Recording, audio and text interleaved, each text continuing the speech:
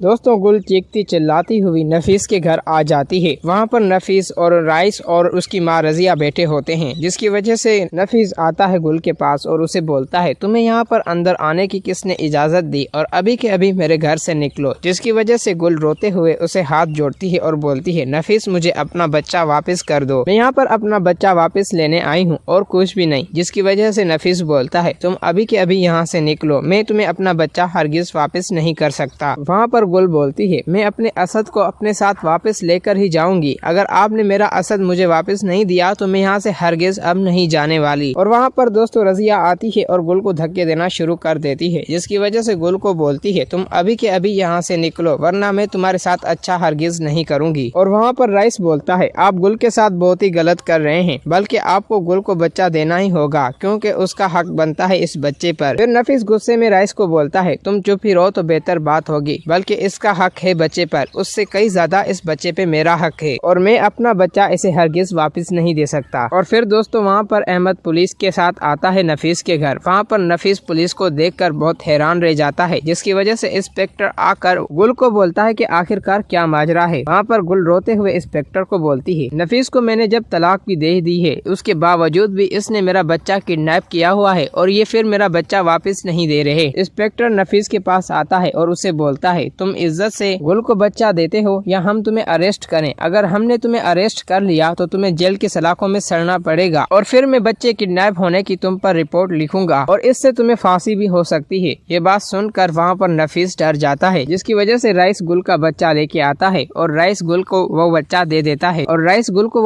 देता है जिसकी वजह से पुलिस इंस्पेक्टर बोलता है, अगर तुमने आइंदा से ऐसी हरकत की ना तो तुम्हारे साथ अच्छा हरगिज नहीं होगा। ये बात सुनकर वहाँ पर नफीस डर जाता है। फिर दोस्तों अहमद और गुल बहुत ही खुश हो जाते हैं। गुल अपने बच्चे को घर लेके आती है। वहाँ पर गुल की माँ बेहद खुश हो जाती है असद को देखकर और वहाँ पर नोमान और सुरैया का बहुत ही चेहरा लटक जाता है, जिस गुल उन्हें देखने लगती है और वहाँ से सुरैया उठकर चली जाती है। सुरैया जाके नफीस को कॉल करती है और उसे बोलती है, ये सब कुछ क्या है और आखिरकार गुल को ये बच्चा कैसे वापस किया। ये बात सुनते हुए वहाँ पर नफीस बोलता है, अगर मैं वो गुल को बच्चा नहीं देता तो मैं आज अरेस्ट हो जाता, क्योंकि इंस्पेक्टर आया था और उसने मुझे धमकी दी, अगर मैंने गुल को बच्चा नहीं दिया तो मुझे फांसी पर चढ़ा सकता था। ये बात सुनते हुए वहाँ पर सुरैया बोलती है, तुम तो बड़ी बड़ी बातें कर रहे थे हवा में, लेकिन आज तुमने अच्छा नहीं किया गुल को बच्चा देकर। एक पुलिस वाले की धमकी से तुम डर गए। और वहाँ पर सुरैया बोलती है, नफीस तुम तो बड़ी हवा में बातें छोड़ रहे थे कि मैं गुल को बच्चा हरगिज वापस नहीं करूँगा और एक पुलिस वाले की धमकी से तुम डर गए। हमने जब गुल के साथ बच्चा देखा हम तो बहुत हैरान और परेशान हो गए थे। नफीस उसे बोलता है, गुल कुछ भी कर ले लेकिन मैं अपना बच्चा उसे वापस करके ही रहूंगा। वहाँ पर सुरैया हंसते हुए बोलती है, नफीस अब तुम गुल को कुछ भी नहीं कर सकते, बल्कि गुल के साथ अहमद खड़ा है और आखिरकार अब अहमद उससे शादी करने वाला है, जिसकी वजह से अहमद का वो बच्चा हो जाएगा और गुल भी उसकी ही हो जाएगी। वहाँ पर नफीस बोलता है, अब मैं देखता हूँ कि वो कैसे शादी करती है आखिरकार अहमद से। दूसरी तरफ गुल और गुल की माँ अहमद का शुक्रिया अदा करते हैं और बोलती है, गुल तो मेरा ये असद मुझे नहीं मिल पाता। ये बात सुनते हुए वहाँ पर अहमद मुस्कुराते हुए बोलता है, गुल तुम किसी भी बात की टेंशन मत लो, बल्कि मैं तुम्हारे साथ हूँ। दोस्तों अगर आप लोगों को ये वीडियो अच्छी लगी है तो इस वीडियो को लाइक करें।